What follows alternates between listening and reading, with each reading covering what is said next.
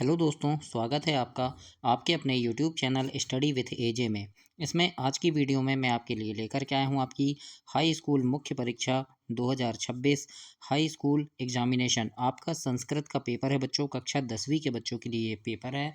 और आपका संस्कृत का पेपर है 19 फरवरी को। तो उसमें किस प्रकार के प्रश्न आपसे पूछे जाएंगे, उनके उत्तर आपको कैसे लिखना है, तो ये आपको आपके लिए ये वीडियो मैं उसके लिए लेकर के आया हूँ। इसमें काफ़ी सारे आईएमपी प्रश्न हैं बच्चों, बहुत सारे महत्वपूर्ण प्रश्न हैं जो आपकी परीक्षा में आ सकते हैं। तो एक बार इस पेपर को आप पूरा देखिए। इनमें से जो भी प्रश्न आपसे नहीं बन रहा है उनके उत्तर सहित यहाँ पर मैंने बताया है कि पूरे प्रश्नों का उत्तर भी बताया है, तो उसे आप तैयारी करके ज़रूर जाइएगा। बोर्ड परीक्षा का पेपर है आपका, कोई भी प्रश्न आपसे ना छूटे, इसलिए आप इसे ध्यान से देखिएगा। तो बच्चों, सबसे पहले आपको वस्तुनिष्ठ प्रश्न पूछे जाएंगे, तो जो आपके 30 अंक के होंगे, है ना। जैसे सबसे पहले होगा आपका विकल्प वाले प्रश्न होंगे, जिसमें उचित विकल्पम चित्वा लिखतः, मतलब आपको उचित विकल्प चुनकर एक उत्तर लिखना है। जैसे यहाँ पर पहला प्रश्न दिया है, बालकस्य इत्यस्मिन् पदे का विभक्ति अस्ति। तो बालकस्य शब्द में कौन सी विभक्ति है, तो इसमें बच्चों षष्ठी विभक्ति है, तो ब नंबर आपका इसमें सही उत्तर हो जाएगा। इसके बाद दूसरा प्रश्न पूछा है, कविम इत्यस्मिन् पदे वचनम अस्ति, यानी कविम जो लिखा है इस पद में कौन सा वचन है, तो इसमें बच्चों एक वचन है, इसलिए अ नंबर इसमें सही उत्तर होगा। तो इस प्रकार से आपसे वचन वाले प्रश्न, वचन में और आपको विभक्ति वाले प्रश्न आपके जरूर पूछे जाएंगे। तो आप इनकी तैयारी ध्यान से कीजिएगा बच्चों। और आने वाले जितने भी पेपर हैं सबकी वीडियो आपको दो दो तीन तीन चार चार वीडियो आपको मेरे इस चैनल पर आपको मिलेगी। तो उन उन प्रश्नों को देखने, वहाँ के महत्वपूर्ण प्रश्न कौन से हो सकते हैं, काफ़ी सटीक उत्तर उनके मैं आपके लिए लेकर के आऊँगा, तो उन्हें भी देखने के लिए चैनल को सब्सक्राइब ध्यान से कर लीजिएगा। आइए देखते हैं प्रश्न नंबर 3। तीसरे प्रश्न में आपके लिए यहाँ पर प्रश्न है, साधु नाम इत्यस्मिन् पदे का विभक्ति अस्ति, मतलब साधु नाम इस पद में कौन सी विभक्ति है, तो इसमें बच्चों षष्ठी विभक्ति है, तो इसमें भी ब नंबर आपका सही उत्तर होगा। इसके बाद अगला प्रश्न है, पित्रा पदे वचनम अस्ति। पित्रा पदे वचनम अस्ति, यानी पित्रा इस पद में कौन सा वचन है, तो इसमें एक वचन है, तो अ नंबर इसमें सही उत्तर होगा। आगे देखते हैं हम। पांचवा प्रश्न है, अधोलिखितेषु अव्ययम अस्ति, यानी इसमें अव्यय क्या है, तो अध। अध जो है ये अव्यय है। बालक अव्यय नहीं है, गच्छति नहीं है, सीता नहीं है, अध जो है ये अव्यय है। आगे देखेंगे, लिखा है अधोलिखितेषु अव्ययम नास्ति, यानी इसमें अव्यय क्या नहीं है, तो देखो अत्र तत्र और कुत्र ये अव्यय है, पुत्र जो है ये अव्यय नहीं है, तो द नंबर इसमें सही उत्तर होगा। तो इस प्रकार से आपको अव्यय से प्रश्न पूछे जाएंगे, वचन से प्रश्न पूछे जाएंगे, विभक्ति से प्रश्न पूछे जाएंगे बच्चों। ये खालिस्तान में भी हो सकता है और विकल्प में भी हो सकता है। अब इसके बाद हम आगे देखेंगे प्रश्न नंबर दूसरा, जिसमें आपसे पूछा है, रिक्त स्थानानि पूर्यतः, मतलब आपको खाली स्थान को भरना है और इसमें छः प्रश्न आपसे पूछे जाएंगे। तो इनके उत्तर भी मैं आपको बताऊंगा। जैसे यहाँ लिखा है, पठति इतस्मिन् पदे खालिस्तान लकार अस्ति, यानी पठति में कौन सा लकार है, लट लकार है या लट लकार है, तो इसमें बच्चों लट लकार है, तो उत्तर में हम लिखेंगे लट लकार। अगला है, गच्छतु इतस्मिन् पदे पुरुष नास अस्ति, यानी इसमें कौन सा पुरुष है, तो इसमें बच्चों होगा प्रथम पुरुष, तो यहाँ पर प्रथम पुरुष इसमें सही उत्तर हो जाएगा।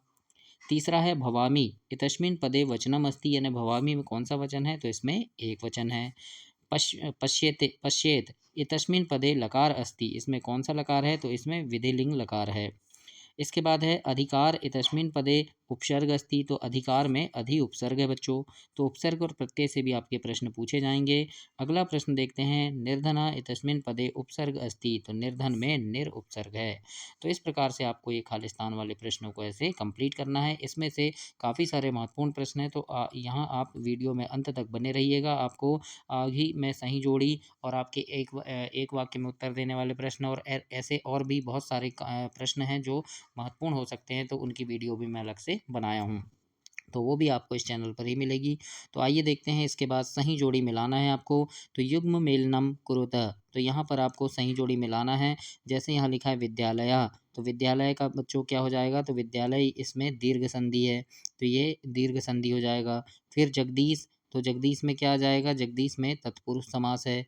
इसके बाद यहाँ पर मैंने लिख दिया है, देखो कि पहला जो है विद्यालय है ना, इसका क्या आ जाएगा, ये हो जाएगा का नंबर का, है ना, मतलब दीर्घ संधि। तो इसके सामने मैंने लिख दिया ये पहले का है ना, ये दूसरे का हो जाएगा जगदीश का। फिर इत्युक्त्वा, तीसरे है ना, इत्युक्तवा का कौन सा हो जाएगा, तो बहुव्रीहि समास है इसमें। फिर त्रिभुवनम, त्रिभुवनम में क्या है, तो इसमें द्विगु समास है बच्चों। तीन भवन यानी हमने पढ़े थे कि जिसमें कोई भी संख्या के बारे में बताया गया, 3 4 चतुर्दश है ना, यानी 4, तो ये इसमें क्या होता है, द्विगु समास होता है। तो इस प्रकार से आप इसको देख लीजिएगा। इसके बाद हम प्रश्न नंबर 4 देखेंगे। यहाँ भी काफ़ी महत्वपूर्ण प्रश्न है आपके लिए। चौथा प्रश्न दिया है, एक पदेन उत्तरम लिखत। तो एक पद में आपको उत्तर लिखना है बच्चों। जैसे यहाँ पर लिखा है, गंतुम इत्यस्मिन् पदे क प्रत्यय अस्ति। तो गंतुम में तुमुन प्रत्यय है, तो यहाँ पर आप उत्तर में तुमुन लिखेंगे। एक शब्द में आपको उत्तर देना है। दूसरा है, आदाय इत्यस्मिन् पदे क प्रत्यय अस्ति। तो आदाय में लेप प्रत्यय है बच्चों, तो इसे याद रखिएगा आप। अब हम देखते हैं आगे। तीसरा प्रश्न है इसमें, गतमान इत्यत्र क प्रत्यय। गतमान में त्वक्तु प्रत्यय है ना, तु प्रत्यय है। व्याघ्र किम विचारे पालियत। तो इसमें आएगा व्राघमारी इति। इस प्रकार से आप लिखेंगे। काकचेष्ट विद्यार्थी कीदृश छात्र मन्यते। तो यानी वो काकचेष्ट यानी जो बहुत ध्यान से पढ़ाई करते हैं वो विद्यार्थी कैसे होते हैं, वो आदर्श विद्यार्थी होते हैं। तो इस प्रकार से आपको लिखना है। अगला है, अतिथि केन प्रबुद्धम। तो लिखेंगे पाद ध्वनिना यानी पैर की आवाज़ से। आगे देखते हैं। अब प्रश्न नंबर 5 है।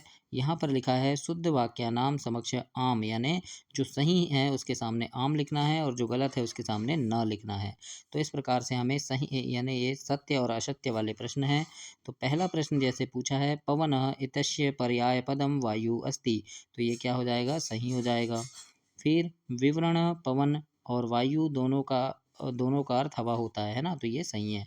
दूसरा है, आम्रम इत्यस्य पर्याय पदम नीरजम अस्ति। तो ये नहीं है ना, गलत है। संपत्तो इतस्मिन् विलोम पदम पित्तत्तो अस्ति। तो ये सही है। फिर कुटिलम इतस्मिन् विलोम पदम विक्रम नास्ति। तो ये गलत है। अब आगे है, बुद्धिमान बालकः इत्यस्य बुद्धिमान विशेष पदम नास्ति। तो ये सही होगा। और श्वेत अश्व इत्यस्य श्वेत विशेष पदम नास्ति। तो ये गलत होगा। तो इस प्रकार से आप इसे और देख लीजिएगा बच्चों, आप काफ़ी अच्छे से इसे समझ सकते हैं। अब खंड ब में हम देखेंगे। खंड ब में अति लघु उत्तरी वाले प्रश्न हैं, जिसमें एक प्रश्न के आपको 2 अंक मिलेंगे। जैसे यहाँ प्रश्न नंबर 6 पूछा है, कवि किमर्थ प्रकृते शरणम इच्छति। तो इसके उत्तर में हम लिखेंगे, अत्र धरातले जीवितम दुर्वहम जातम महानगर मध्ये कालाय सकंजम मन शोषितम तनु पेशयत भ्रामति अतः कवि प्रकृते शरणम इच्छति। इस प्रकार से आप प्रश्न नंबर 6 का उत्तर लिखेंगे। अब अथवा में भी आपसे प्रश्न पूछ सकता है। तो जैसे अथवा में जैसे, जम्बुकः किम वदन वदन व्याघ्रस्य उपहांस करोति। तो इसके उत्तर में हम लिखेंगे, जम्बुकः वदति भवान कुत भयात पालयित इति वदन स व्याघ्रस्य उपहांस करोति। इस प्रकार से आप इन दोनों प्रश्नों के उत्तर लिखेंगे। अब हम आगे प्रश्न नंबर 7 देखते हैं। इसमें पूछा है, अस्माभि कीदृशः वृक्ष सेविक्त। ये भी बहुत आईएमपी प्रश्न है बच्चों। तो इसके उत्तर में हम लिखेंगे, अस्माभि फल छाया समन्वित महावृक्ष सेवित्व। मतलब हमें फल और छाया देने वाले महान वृक्ष की सेवा करनी चाहिए। इसके बाद अगला प्रश्न है, वसंतस्य गुणम का जानाति। तो उत्तर में लिखेंगे, वसंतस्य गुणम पिक यानी कोयल, जानाति वायसः यानी कौवा न। है ना, तो ये क्या है, वसंत गुण कौन जानता है, पिक कोयल जानती है, कौवा नहीं जानता। आगे है, जैसे कृषक किम करोति स्म। तो इसके उत्तर में हम लिखेंगे, कृषक वलिवर्दाभ्याम यानी बैलों से क्षेत्र कर्षकम यानी खेती या जुताई करोति इसमें मतलब करते हैं, है ना। तो वलिवर्दाभ्याम यानी बैलों से, क्षेत्र कर्षकम यानी खेती या जुताई करते हैं। अगला है, जननी कीदृशी भवति। तो उत्तर में लिखेंगे, जननी तुल्य वत्सला भवति। मतलब माता जो है सभी संतानों पर समान स्नेह रखने वाली होती है। प्रश्न नंबर 9 है। इसमें पूछा है, मयूरः कथम नृत्य मुद्राया स्थितः भवति। तो उत्तर में हम लिखेंगे, मयूरः पिच्छान उद्वाष्ट यानी पंखों को फैलाकर नृत्य मुद्राया स्थिति भवति मतलब नृत्य करता है। इसके बाद जैसे दूसरा प्रश्न है, अन्ते सर्वे मिलित्वा कस्य राज्याभिषेकाय तत्परा भवन्ति। तो उत्तर में हम लिखेंगे अन्ते सर्वे मिलित्वा उलूकस्य यानी उल्लू के राज्याभिषेकाय तत्परा भवन्ति।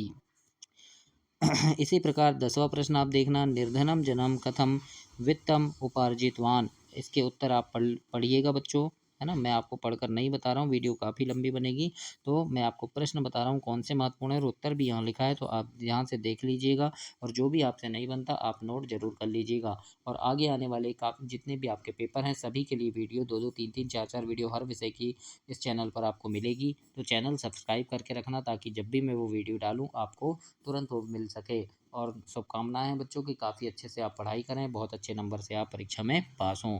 जैसे लिखा है वस्तुतः चौरह का आसीत, तो इसके उत्तर में हम लिख सकते हैं वस्तुतः चौरह आरक्षी यानी सिपाही या कोतवाल। आरक्षी मतलब सिपाही या कोतवाल होता है। इसके बाद जैसे 11 प्रश्न है, रेखांकित पदानी अधिकृत्य प्रश्न निर्माण कुरुते, मतलब आपको प्रश्न निर्माण करने के लिए प्रश्न पूछे जाएंगे। जैसे लिखा है शरीरस्य आयास जननम कर्म व्यायाम इति कथ्यते, तो हम यहाँ से प्रश्न बना सकते हैं कि कस्य आयास जननाम कर्म व्यायाम इति कथ्यते। तो प्रश्न बनाने वाले प्रश्न आते हैं बच्चों, तो आप इसको समझेंगे तो आपको जरूर से बनेगा। इसी प्रकार दूसरा तीसरा आप यहाँ से पढ़िएगा, नीचे मैंने इनके तीनों के उत्तर भी लिखा है। अब 12 प्रश्न है, जैसे पूछा है यहाँ पे अधोलिखित वाक्यानि क कम प्रति कथयति, तो यहाँ पर जैसे यहाँ पर इसके भी उत्तर मैंने लिखा है। देखो भवान यानी कौन कौन किससे बोला, ऐसा है ना। तो भवान कुतः भयात पालायति, तो ऐसा किसने किससे कहा था, तो ये आपको बताना है। तो यह देखो उत्तर में मैंने क नंबर का उत्तर ये है जम्बू का यानी श्रृंगाल, है ना। कम प्रति यानी किसके प्रति बोला था, व्याघ्र के प्रति बोला था। इसी प्रकार दूसरा है विरम विरम आत्मश्रालाघ्या, तो ऐसा किसने बोला था, मयूर ने, और किसके प्रति, बकम के प्रति। तो इस प्रकार से आप यहाँ से देखिएगा। इसके बाद 13 प्रश्न है वाच्य परिवर्तन कुरुत, यानी वाच्य परिवर्तन करना है आपको। जैसे लिखा है रामः पुस्तकम पठति, तो इसको कर्म वाच्य में हम बदलेंगे तो हो जाएगा रामेण पुस्तकम पठ्यते। इसी प्रकार दूसरा है माया चंद्र दृश्यते, इसको कर्तवाच्य में बदलेंगे तो हो जाएगा अहम चंद्रम पश्यामि। फिर है सहसति, इसको भाववाच्य बदलना है तो हो जाएगा तेन हस्यते। तो इस प्रकार से आप प्रश्न 13 के उत्तर में लिखेंगे। आगे हम देखते हैं खंड सा लघु उत्तरी प्रश्न नाम, यानी इसमें लघु उत्तरी प्रश्न आपको लिखना है। 14 प्रश्न लिखा है, जैसे अधोलिखितम गद्यांश पठित्वा प्रश्न नाम उत्तराणी लिखता, मतलब यहाँ पर जो गद्यांश दिया है उसको देखकर आपको प्रश्न के उत्तर लिखना है। तो आपको एक गद्यांश जरूर आएगा पेपर में बच्चों, तो उसको देखकर आपको प्रश्नों के उत्तर लिखना है। गद्यांश में ही आपको प्रश्नों के उत्तर सभी मिल जाएंगे। तो इसे आप पढ़कर, नीचे प्रश्न भी लिखा हूँ मैंने, तो वहाँ से आप उत्तर भी देख सकते हैं, उत्तर भी मैंने इसमें लिख दिया है।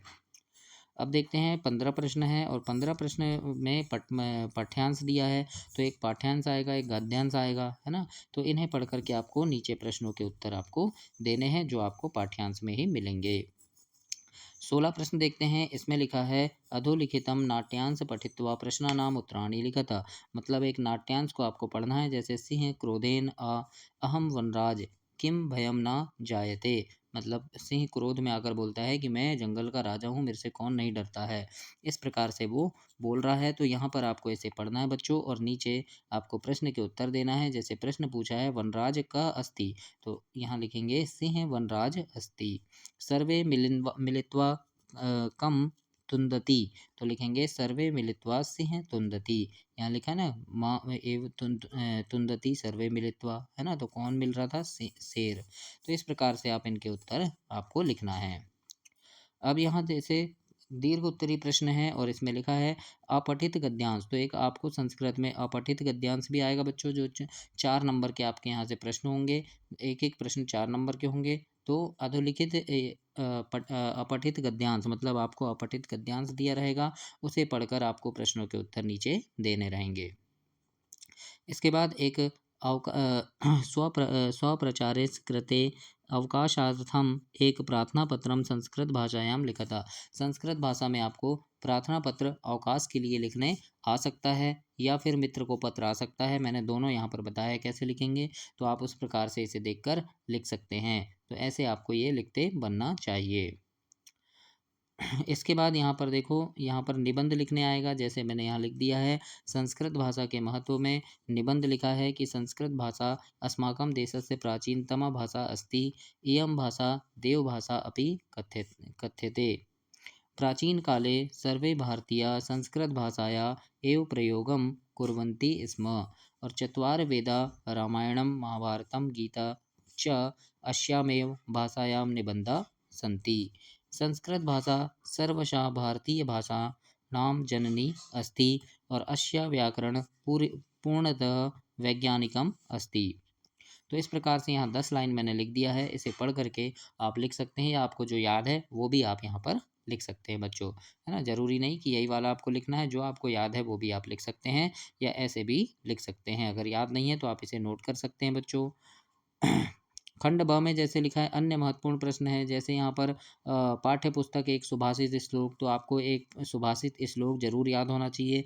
आपको जरूर से ये प्रश्न लिखने के लिए आएगा, जो 3 या 4 नंबर का आपसे पूछा जाएगा। तो एक सुभाषित श्लोक आपको जरूर से लिखना है बच्चों।